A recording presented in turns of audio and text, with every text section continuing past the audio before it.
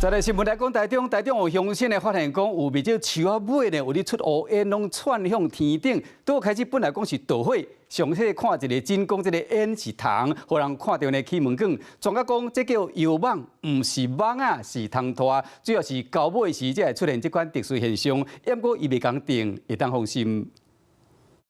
民众买阿嬷经过公园，抬头看到树花有乌乌的物件，亲像伫咧唱乌烟，就是树花伫咧导火。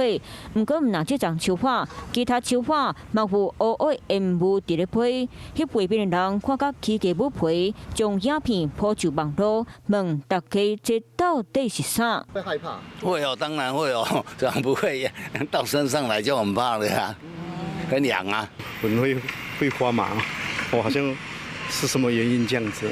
几那丛树花当时出现同款的画面，专家就来解说。多的早晨或者是黄昏，它们飞出来形成一个一团啊，或者是说一个柱状，因为它是形成一个交配的一个擂台，雌虫的聚在一起。 然后雄虫从外面飞进来，然后找他们。唐托教授讲，树蛙唔是导火种烟，是青蠓仔伫咧行飞。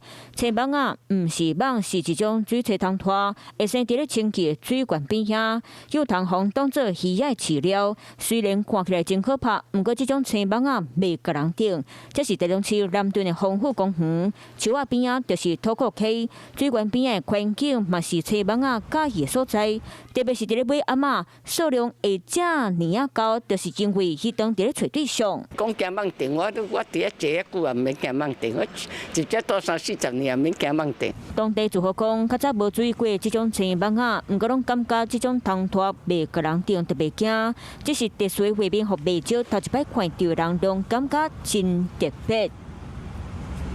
Hello， 我是陈雅玲。想要抢先掌握最及时的新闻资讯吗？赶快订阅、按赞、开启小铃铛，锁定华视新闻 YouTube 频道。